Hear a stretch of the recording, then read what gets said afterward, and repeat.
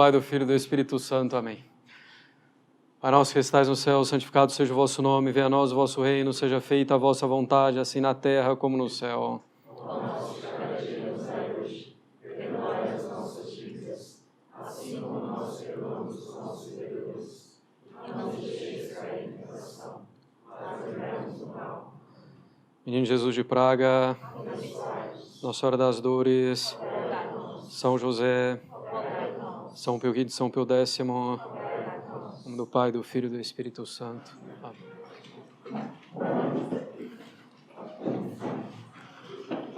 Bem, passamos então ao 9º artigo do Credo, que é de particular importância na situação atual da Igreja, né? Nós vamos ver algumas coisas bem relevantes, né? Bem, lembrando, peço que se evite toda conversa, distração, vamos nos concentrar, né? Às vezes, pelo microfone não chega a me atrapalhar, mas às vezes atrapalha quem está do lado, né? Bom, então, creio na Santa Igreja Católica, na comunhão dos santos, esse é o 9º artigo do Credo, né? Bom, igreja, no sentido largo, amplo, é a reunião de pessoas convocadas por Deus. Atenção, não estou dando aqui a definição de igreja católica, tá? Mas do termo igreja, o que significa igreja, de um modo geral. Reunião de pessoas convocadas por Deus, né? Bem, nós podemos falar, né, da igreja católica de 3 igrejas. A igreja triunfante, os santos e os anjos no céu, né? Já estão então no triunfo, na glória, vendo Deus face a face. Os anjos depois daquela provação inicial em que os demônios caíram, e os santos depois da vida aqui na terra. Também a igreja padecente. Então, as almas que padecem, que sofrem no purgatório.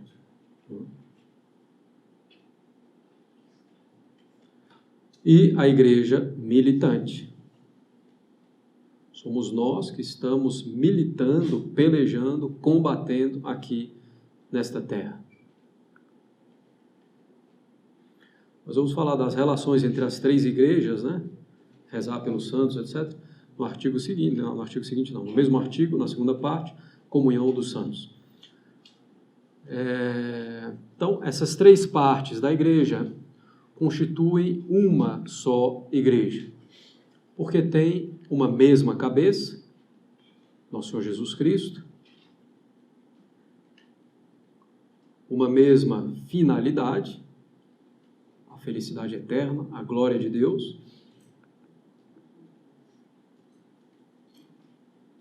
e o mesmo Espírito que as anima, que lhes dá a vida, que é o Espírito Santo. Então, uma só igreja, a mesma cabeça, Jesus Cristo, uma mesma finalidade, que é a felicidade eterna, a glória de Deus, e o mesmo Espírito que as anima, que é o Espírito Santo. O 9º artigo do Credo se refere especialmente à igreja militante, a igreja nesta terra. É muito importante esse termo de igreja militante, né? Hoje nós estamos hoje se ouve com muita frequência, né, outras expressões, igreja peregrina, igreja em caminho, né? Não são completamente injustas as expressões, mas dá-se um ar de irenismo, né? Vai dar tudo certo, sem problema nenhum. Não. Temos que combater, militar, combater pela salvação da nossa alma. Nosso Senhor Jesus Cristo diz, né, que o reino dos céus é dos violentos. Não é de músculo, não é de bater. Os violentos quer dizer aqueles que combatem pela salvação da sua alma, fazem sacrifícios, né, por Deus.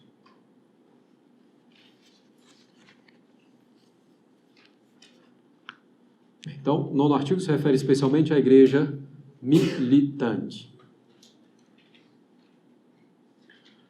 Nós temos que ver, então, qual é essa igreja. Ou, em outras palavras, nosso primeiro ponto aqui, como é que eu posso reconhecer qual é essa igreja de Cristo na terra? Qual é o reino de Deus, o reino dos céus na terra? Qual a igreja fundada por nosso Senhor Jesus Cristo? Tem mais de uma? Só uma? Evidentemente, só uma, né? Mas vamos ver.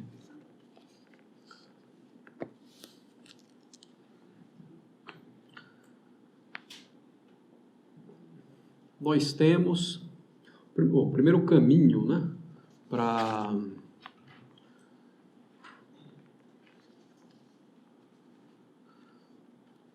conhecer a Igreja de Cristo, é o que nós chamamos via do primado.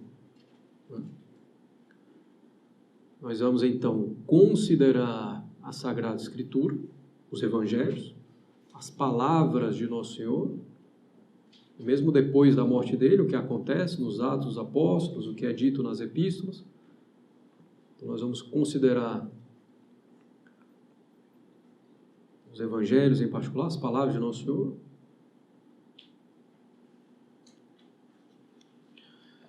E, fazendo isso, nós vamos ver que Nosso Senhor funda, institui a sua igreja sobre São Pedro.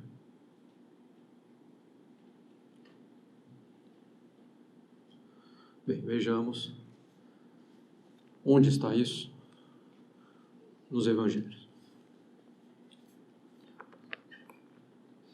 Em particular, São Mateus, 16 e seguintes. Tu és Pedro, e sobre esta pedra edificarei a minha igreja, e as portas do inferno não prevalecerão contra ela. E eu te darei as chaves do reino dos céus. Tudo que ligares na terra será ligado nos céus. Tudo que desligares na terra será desligado nos céus. Relembremos um pouco o contexto desse episódio. Nosso Senhor está com os apóstolos em Cesareia de Filipe. Cesareia recebeu esse nome, então, em virtude de César. Era uma cidade dedicada ao imperador César, soberano temporal. Se a gente vai ver mesmo a geografia, a topografia do lugar, se sabe que do local onde estavam, em Cesareia, tem uma rocha, uma montanha de rocha imensa.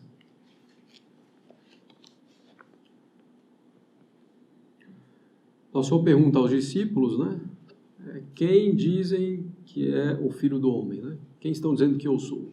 Alguns dizem que é Elias, São João Batista, etc. Nosso Senhor, vocês, quem diz? São Pedro fala, em nome, tomando a palavra, em nome dos outros, e diz, tu és Cristo, o Filho do Deus vivo. E aí Nosso Senhor responde, tu és Pedro, sobre essa pedra edificarei a minha igreja. Não há dúvida, se a pessoa é honesta, que Nosso Senhor está falando com São Pedro, tu és Pedro, e sobre esta pedra, tu, Pedro, edificarei a minha igreja. Alguns protestantes vão dizer o argumento, não, Nosso Senhor fez assim, tu és Pedro, sobre esta pedra, então é complicado, E não condiz com nada do que está aqui. E depois, Pedro e pedra, em português, muda a letra final. No original aramaico de Nosso Senhor falando, a mesma palavra. Tu és Céfas, e sobre Céfas edificarei a minha igreja. Como em francês, por exemplo, tu es Pierre, e sur cette pierre, je bâtirai mon église. Então, a mesma palavra. Claro que nós não falamos em francês lá, estou só dando um exemplo. Como em português não fica tão clara a ideia, de que é a mesma palavra, então que é claro que o Nosso Senhor está falando com São Pedro. Inclusive, o Nosso Senhor mudou o nome de São Pedro.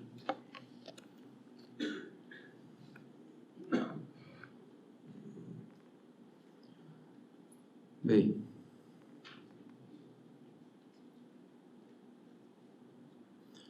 então tu és Pedro, sobre essa pedra edificarei a minha igreja. Simão, como diz São Pedro, Simão, né? Simão, filho de Jonas.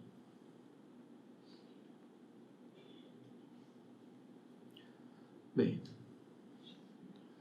inclusive, justamente, São Pedro responde: Tu és Cristo, Filho do Deus vivo? Nosso Senhor começa, aqui já não é nem o início da resposta, nosso Senhor começa dizendo: Simão Barionas, Simão, filho de Jonas, dizendo quem é São Pedro. E depois, também, Tu és Pedro, e sobre essa pedra edificarei a minha igreja. Aqui nós já temos alguns dados importantes, né? Tu és Pedro, sobre essa pedra edificarei a minha igreja, no singular. Nosso Senhor tem uma igreja, que é a sua única esposa.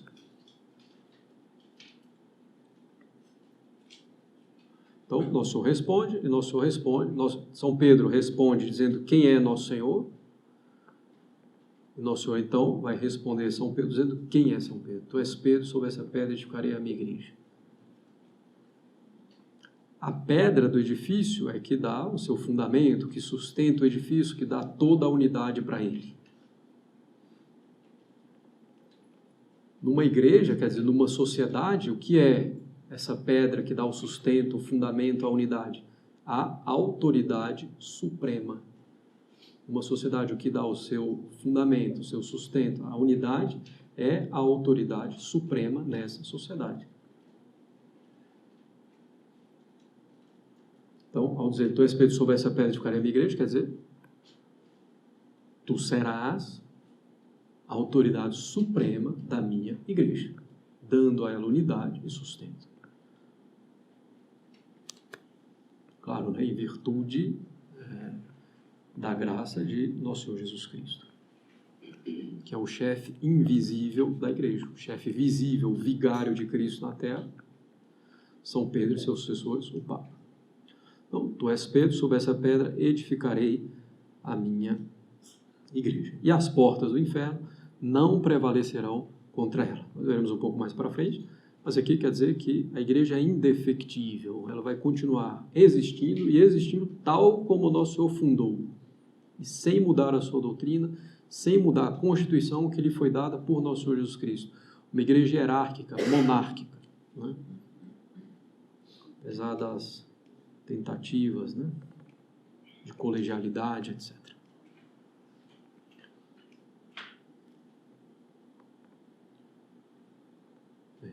Eu te darei as chaves do reino dos céus. Nosso Senhor usa essa expressão para os contemporâneos dele, uma coisa muito clara, né? Naquela época as cidades eram muradas, tinham uns muros. Quem possuía as chaves detinha todo o poder sobre a cidade, né? Então, nós vamos dizer, te darei a chave do reino dos céus, está dando todo o poder, toda a autoridade para São Pedro.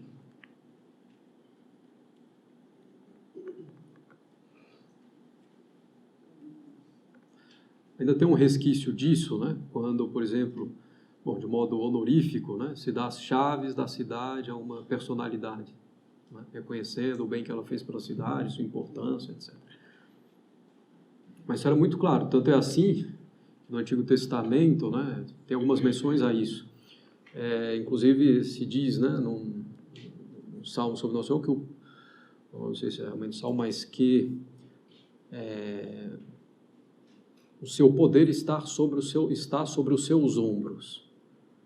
Porque era uma chave considerável, era uma portinha assim, né, de madeira, e se carregava essa chave pesada, considerável, nos ombros, né? Então o poder estava sobre os ombros. Então era uma expressão claríssima, né? Eu te darei as chaves do reino dos céus.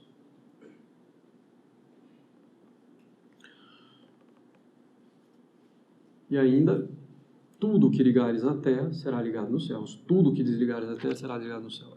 Tudo, né? Claro que São Pedro e os papas têm uma limitação do seu próprio ofício, né? Que tem uma finalidade, etc. Mas quer dizer, está dando o poder supremo a São Pedro. Um pouco mais adiante, Mateus 18, né? Nosso Senhor vai dizer para os apóstolos, tudo que ligares na terra será ligado no céu. Qual é a diferença? Eles podem fazer isso? Podem, sob a autoridade de São Pedro. Que a São Pedro foram dadas as chaves, não aos outros 11. Eu te darei as chaves do reino dos céus. Et tibi dabo claves regni celorum. Lá na Basílica de São Pedro, né, no Vaticano, é bonito, né, que na parte de cima, né, da igreja, e praticamente circundando toda a Basílica, tem justamente essas palavras de Nosso Senhor.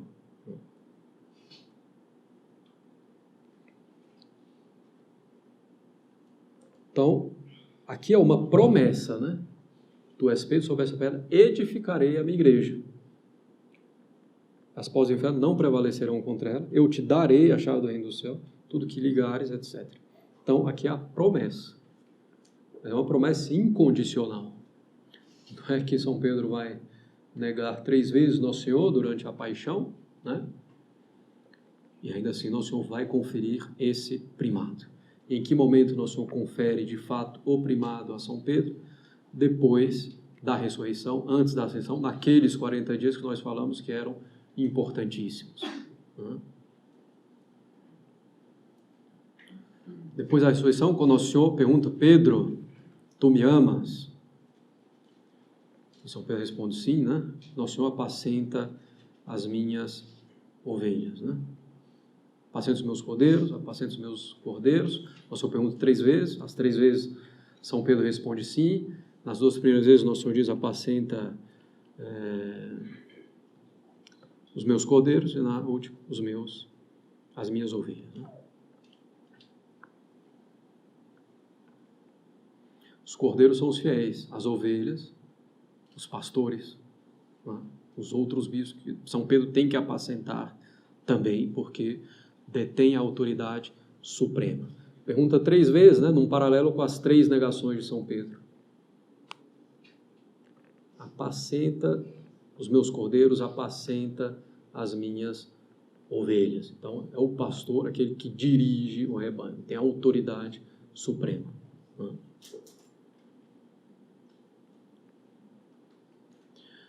Nós ainda temos várias outras indicações da autoridade de São Pedro nos evangelhos. Nas listas dos apóstolos, São Pedro sempre o primeiro, ainda que haja alguma outra variação. São Pedro sempre o primeiro. São Pedro está em todos os episódios mais importantes, na transfiguração, na agonia. São Pedro toma a palavra mesmo nessa situação aqui, né? Tu és Cristo, Filho de Deus vivo.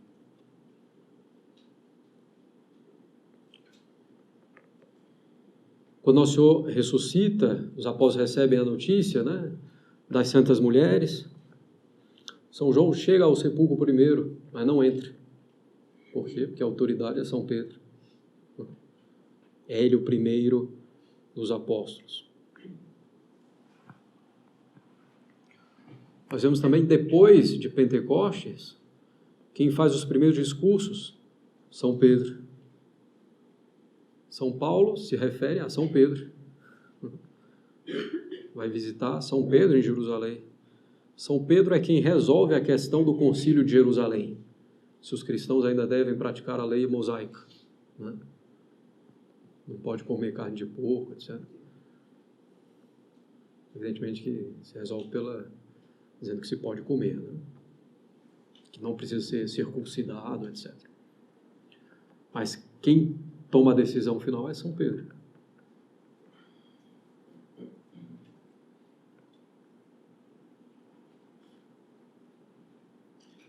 Bem, então fica claro no Novo Testamento que Nosso Senhor fundou a sua igreja sobre São Pedro. E assim o velho adágio, né, conhecido da pena de Santo Ambrósio, ubi Petrus, ibi ecclesia. Onde estiver Pedro, lá está a igreja. Ubi ecclesia, ibi Petrus. Onde está a igreja, lá está São Pedro. Então, esse é o primeiro caminho para eu identificar e que basta, né, por si só, para eu identificar a igreja de nosso Senhor Jesus Cristo. A igreja de nosso Senhor fundou a igreja que ele fundou sobre Pedro, pelas próprias palavras dele, né, pelos evangelhos, que são históricos, íntegros, né, não foram adulterados, porque vão surgir as hipóteses, né? Isso aqui é uma interpolação tardia. Mas como assim? Todos os manuscritos que nós temos tem isso daqui. Depois uma interpolação tão grave que muda toda a natureza da igreja fundada por Cristo, e na época ninguém falou nada, não se tem nenhum vestígio disso. Destruiu tudo, mas tantas outras heresias, ninguém destruiu tudo, e aqui conseguiram destruir tudo, então são as incoerências, né? E, eu falei, foi em Cesareia, cidade do imperador, da autoridade suprema na ordem temporal, naquela época, para mostrar a autoridade espiritual de São Pedro, a autoridade suprema de São Pedro, né? Bem,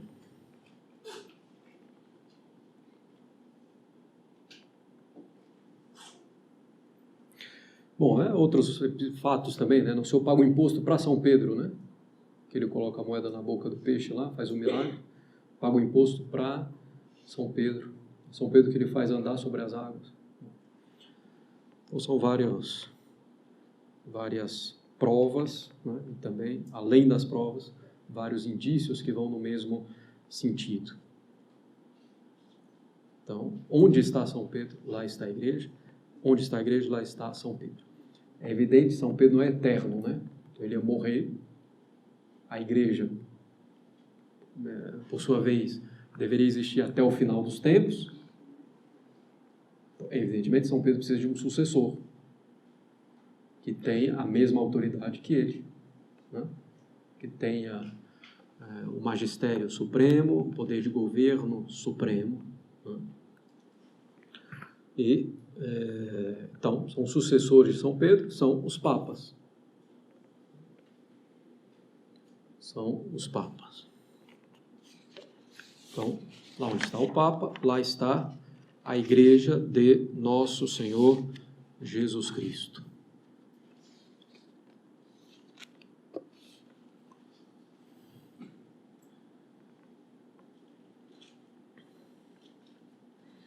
Então, essa é a primeira via, a via do primado. A gente vê claramente São Pedro como fundamento da igreja. A partir de São Pedro, seus sucessores, os papas, né? Nós temos a lista de todos os bispos de Roma, né? Os sucessores de São Pedro.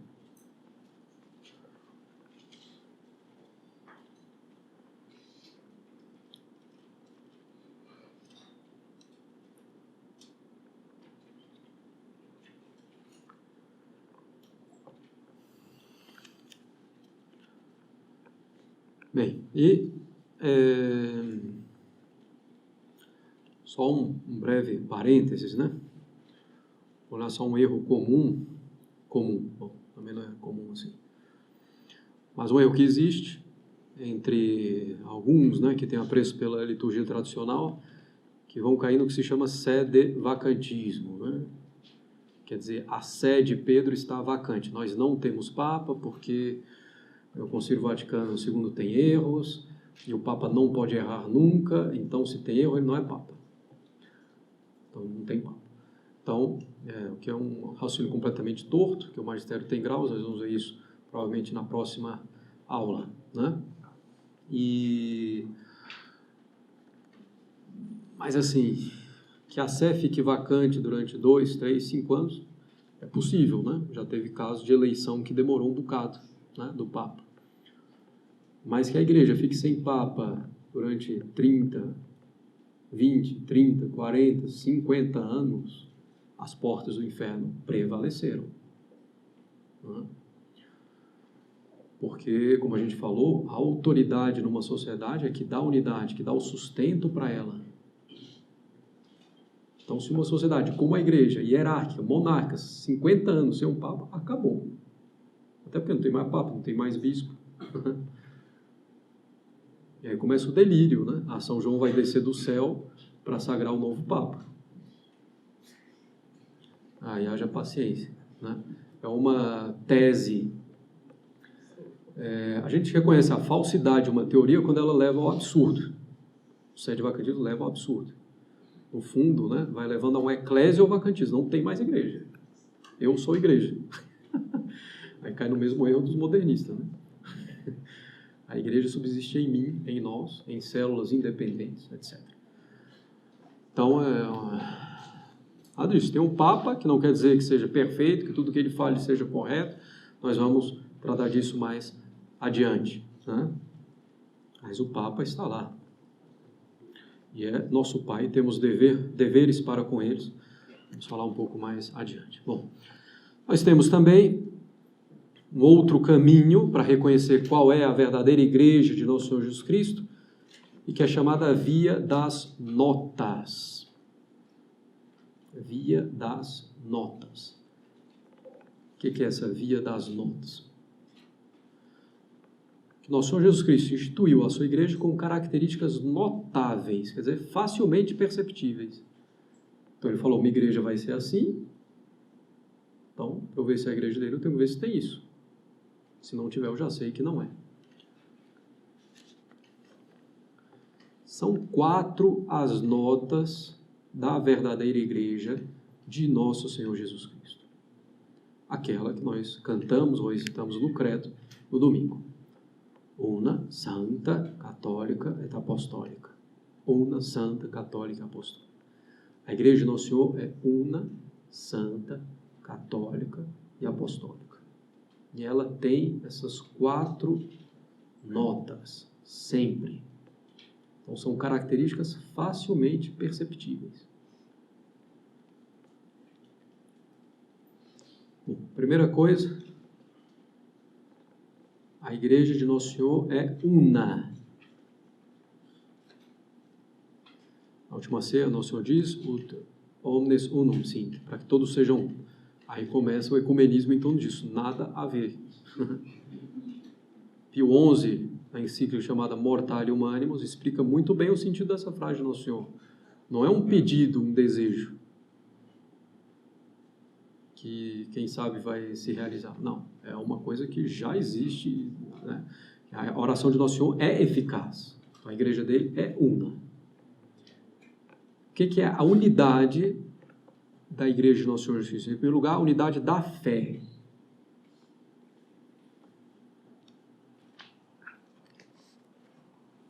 Uma só fé, como diz São Paulo, um só batismo, né?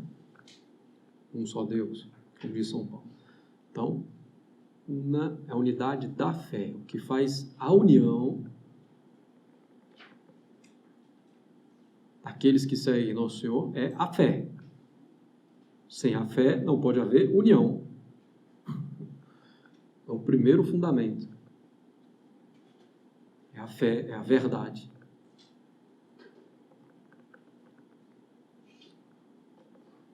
Depois, essa unidade da igreja se faz pelo mesmo governo, pelo Papa, né? Um só chefe, que todos devem reconhecer, se unindo em torno dele. Mais uma vez, não quer dizer que o Papa seja infalível em tudo, nós vamos explicar mais para frente, mas reconhecer o chefe supremo da igreja, né? Essa unidade também é uma unidade de culto, quer dizer, os 7 sacramentos, né? Tal como instituídos por Nosso Senhor Jesus Cristo, nem mais, nem menos, né? Bom, o último aspecto dessa unidade, menos importante, mas que existe, essa unidade diz respeito também à unidade entre os membros, que cooperam uns com os outros, né? Mas é importante compreender que essa unidade da igreja se faz, em primeiro lugar, pela fé. Depois, a unidade de governo, certo? Depois, unidade de culto.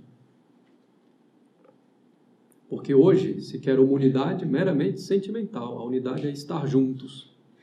Você tem uma fé, eu tenho outra, mas nós estamos aqui juntos. Então, nós estamos unidos em Cristo. Que palhaçada é essa, né? Ou não? A fé, a unidade se faz na fé. em primeiro lugar. Depois, a unidade de governo, reconhecendo o mesmo chefe, sucessor de São Pedro, o Papa. Depois, a unidade de culto.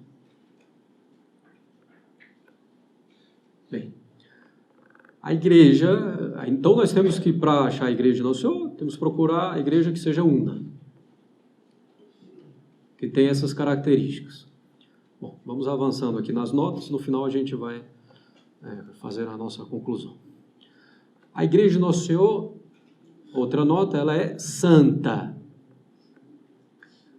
Essa santidade, ela pode ser de dois modos, né? Ativa e passiva. A igreja de Nosso Senhor é santa. Está claro? Nosso Senhor diz isso, né? Sede perfeitos como vosso Pai Celeste é perfeito, né? Toda a pregação de Nosso Senhor é voltada para a santidade. A igreja de Nosso Senhor tem que ser santa. As portas do inferno não prevalecerão contra ela. Essa santidade diz respeito, em primeiro lugar, a uma santidade ativa da igreja. O que é a santidade ativa da igreja? Primeiro, pela sua origem. Ela é fundada por Nosso Senhor Jesus Cristo. Ela é santa pelo seu fundador, que é Nosso Senhor Jesus Cristo.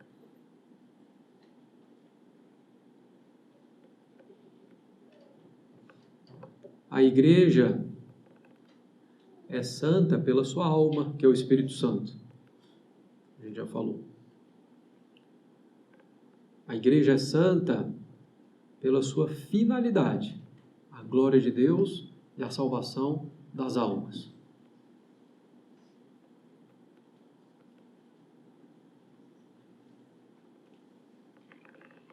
A igreja é santa porque tem os meios para santificar. Sua doutrina, os sacramentos, sacramentais. Então ela tem os meios para santificar. Então a santificação ativa.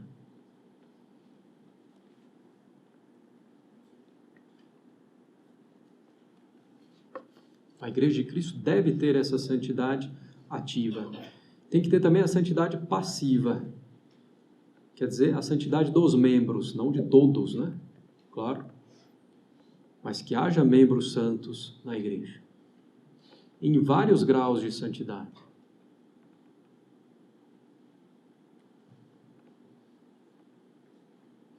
Então, na igreja de Cristo, eu tenho que ver santos.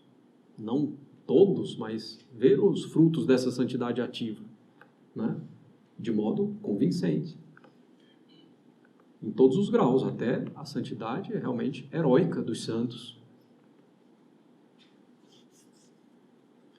Então, a igreja de Cristo é santa. A igreja de Cristo é santa e pecadora? Não. Expressão um pouco comum, infelizmente, e absurda. A igreja de Cristo é santa e santificadora. Certo? Não posso dizer que a igreja é pecadora, isso é um absurdo. Se eu tenho o corpo de bombeiro, serve para quê? Para apagar incêndio. Bom, entre outras coisas. Mas para apagar incêndio. Apagar fogo. Aí tem lá um bombeiro, que ele é incendiário. Aí eu digo, o corpo de bombeiro apaga o fogo e é incendiário. Não, pera. Esse bombeiro está indo contra o que manda a instituição. Não posso atribuir à instituição o que a pessoa, o membro da instituição, está fazendo contra ela. Então não é porque a igreja tem membros pecadores que estão indo contra o que manda a igreja, contra o que manda a doutrina, a sua moral, os seus sacramentos, que eu posso dizer que a igreja é pecadora. Isso é absurdo, né? Então, a igreja é santa e santificadora. A igreja é santa e pecadora é uma blasfêmia. Né? A igreja é santa e santificadora, tem membros pecadores. Aí é outra coisa. Mas por quê? Porque estão indo contra a igreja, contra o que manda e contra o que pede a igreja, precisamente.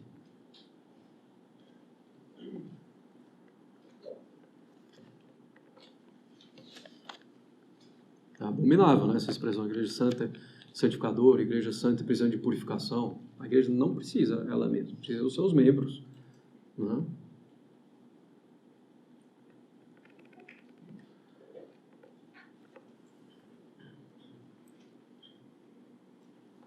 Então a igreja é santa e santificadora. A igreja de Cristo é santa e santificadora. Por isso que a igreja não tem que pedir perdão de nada. Perdão pela Inquisição, primeiro não sei se tem que pedir perdão de nada. Tem abuso, é evidente, mas pedir perdão pelas cruzadas também é outro absurdo, não tem que pedir perdão nenhum pelas cruzadas. Bom, houve cruzadas um pouco mais complicadas, né? Mas assim, o motivo das cruzadas que levou às cruzadas é excelente. Primeiro aquilo era terra cristã, era terra dos muçulmanos que tomaram a força cristã. Depois não deixavam os cristãos fazerem a peregrinação, eram saqueados, assassinados. Né, os lugares mais santos. Então, o que é isso? Então, pedir à igreja pede perdão. Não, a igreja pede perdão de nada. Pedir perdão pelos membros da igreja. Não tem muito sentido. Cada um pede perdão por si. Né?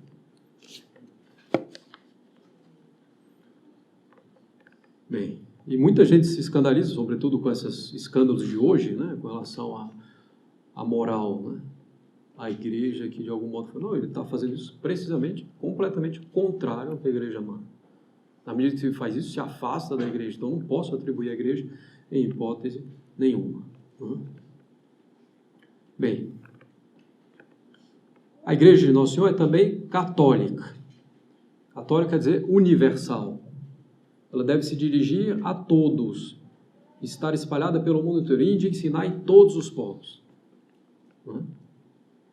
A gente está citando só uma vez aqui, mas teria vários outros, a gente está fazendo só uma citação, teria outras, né, para cada uma dessas notas. Então, de ensinar em todos os povos, católica, a igreja de Cristo tem que se dirigir a todos e, claro, depois de um certo tempo que ela existe, estar disseminada no mundo inteiro, universalmente. Se não em cada ponto, mas que se possa dizer, realmente é universal. E a igreja de Cristo tem que ser também apostólica, quer dizer que ela vem dos apóstolos. Que ela tem sucessão apostólica na doutrina e no cargo, na função.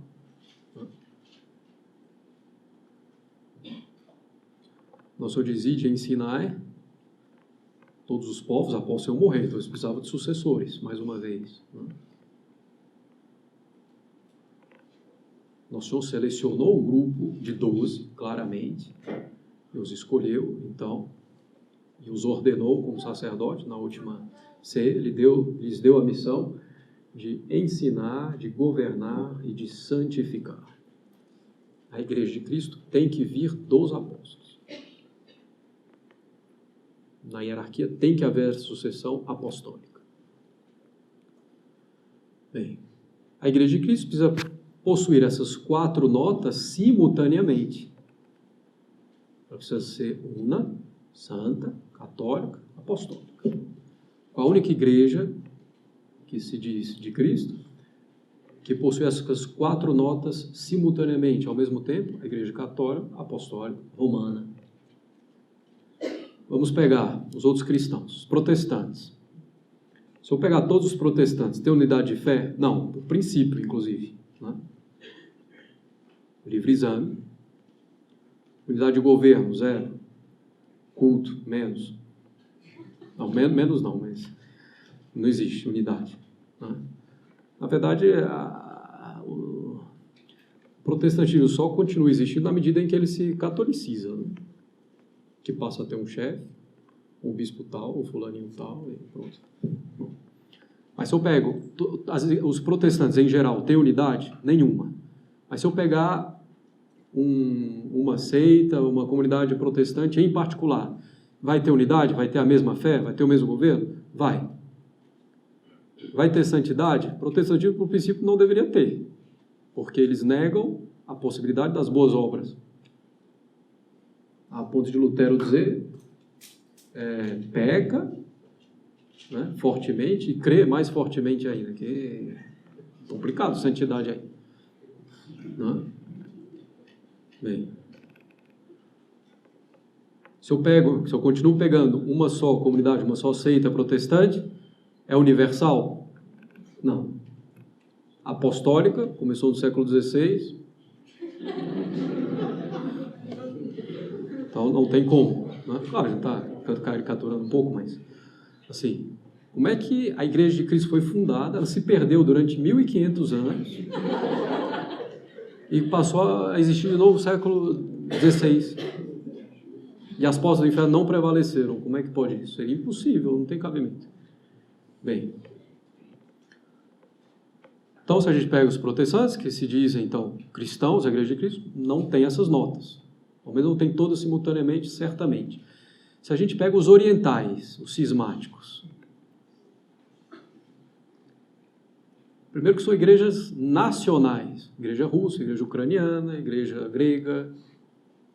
Aqui já no aspecto católico, é nacional, por definição, né? E eles querem permanecer assim, são igrejas autocéfalas, cada um tem a sua autoridade, né? Não tem unidade de fé, em certo aspecto tem a santidade ativa, porque tem os sacramentos, né? Mas esses sacramentos são administrados de maneira ilícita, porque não em conformidade com a autoridade suprema colocada por Cristo. Então não são administrados conforme Cristo quer. Mas bom, se eu pego todos os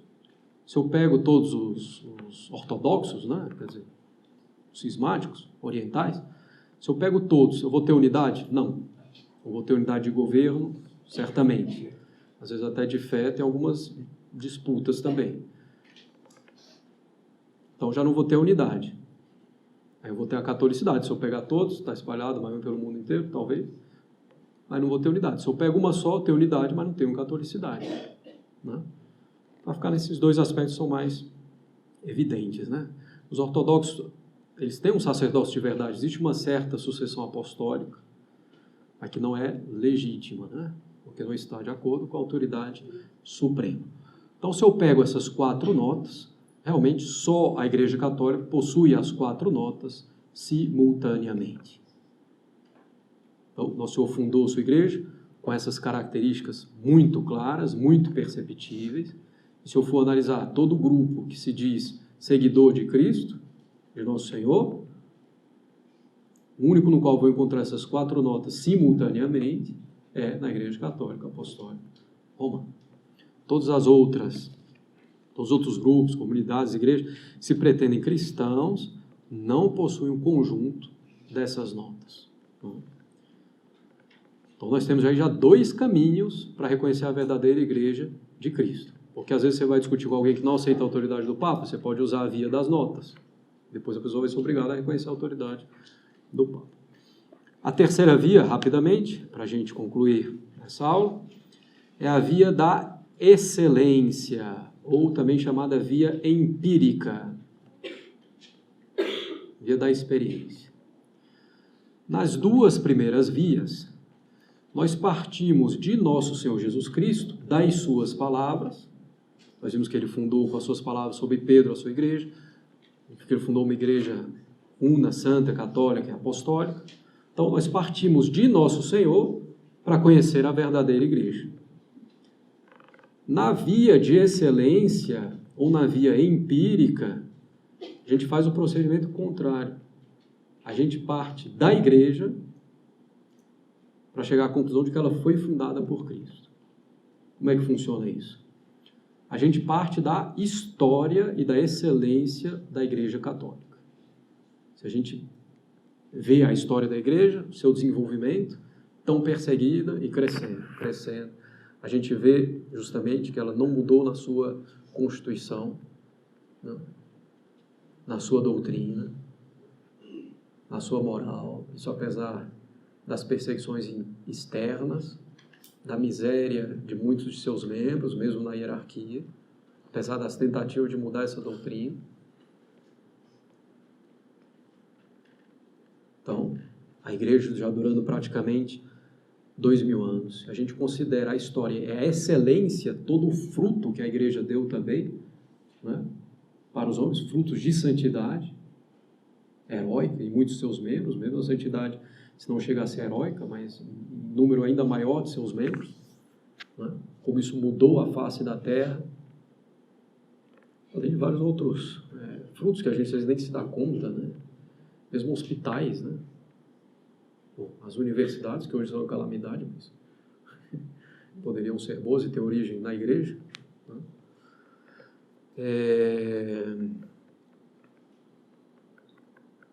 Então, a gente parte da história e da excelência da igreja católica, apostólica, romana, para concluir que a única explicação para isso, para esse fato, para tudo isso que a gente vê ao longo da história com ela, a única explicação para isso é que ela tenha sido fundada por nosso Senhor Jesus Cristo.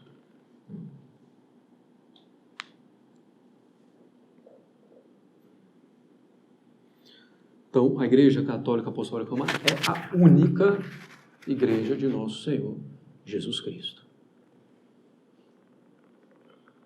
As outras são falsas, né? Então, é impossível, né, que haja mais de uma igreja de nosso Senhor Jesus Cristo, porque as igrejas se contradizem nas suas doutrinas. Então, se há uma contradição, não podem ser as duas verdadeiras ao mesmo tempo. Então, não pode ser verdadeira a Igreja Católica, que diz que Nosso Senhor está realmente presente na hóstia consagrada, em corpo, sangue, alma e divindade, e o protestante que diz que não tem que ter devoção a Nossa Senhora, ou que o Papa não é o chefe supremo da Igreja. O ortodoxo diz que o Papa não é o chefe supremo da Igreja, ou que você pode casar 2 vezes, etc.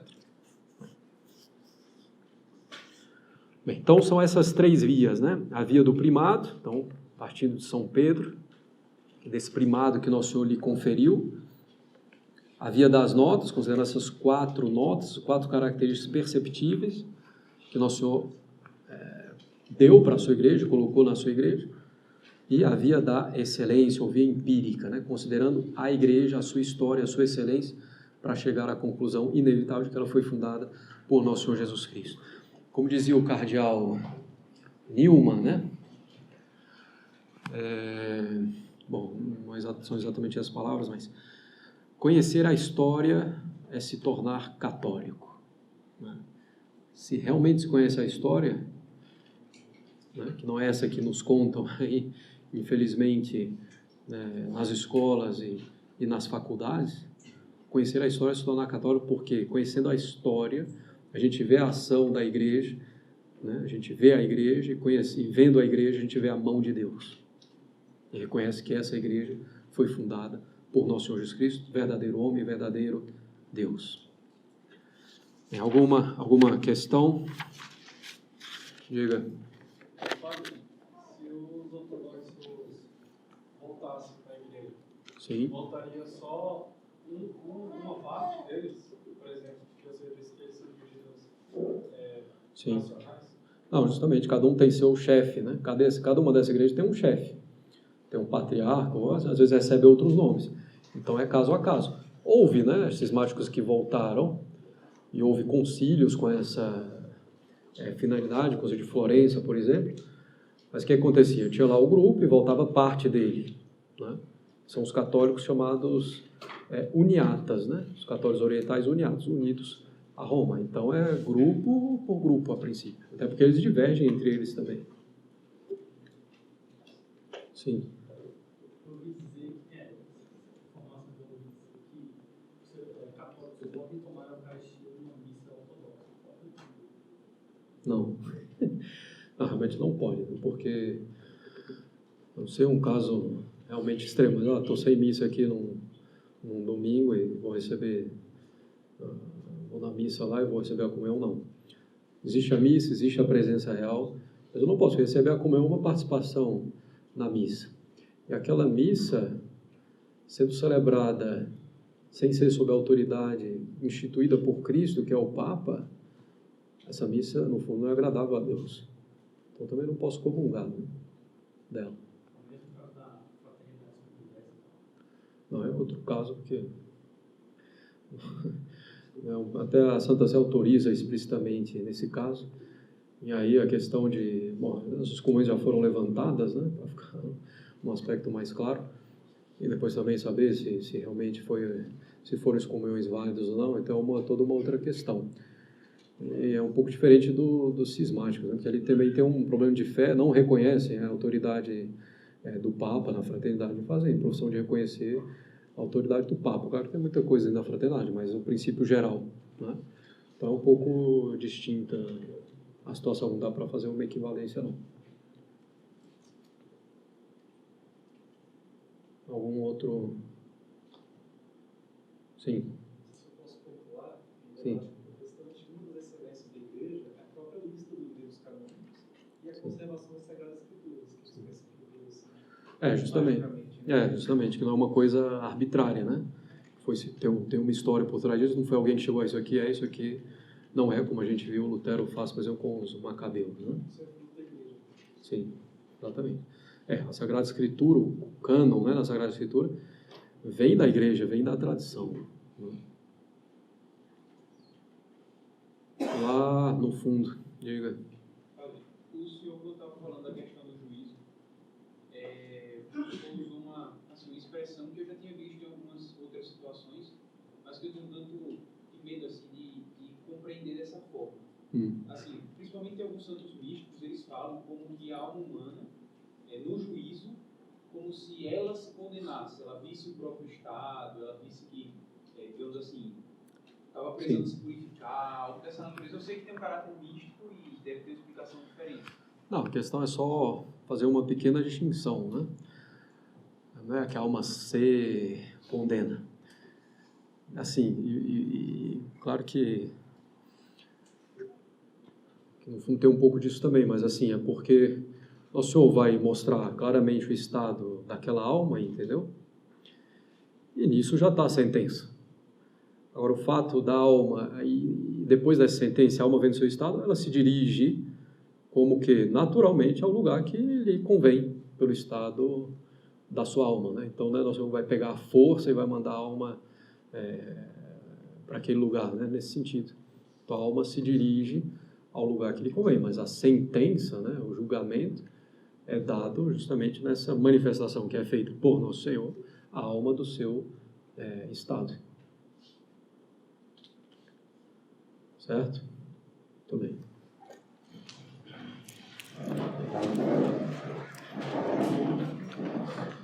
No Pai, do Filho e do Espírito Santo. Amém. Ave Maria, cheia de graça, o Senhor é convosco, bendita sois vós entre as mulheres, bendito é o fruto do vosso ventre, Jesus. Santa Maria, Mãe de Deus, rogai por nós, pecadores, agora e na hora de nossa morte.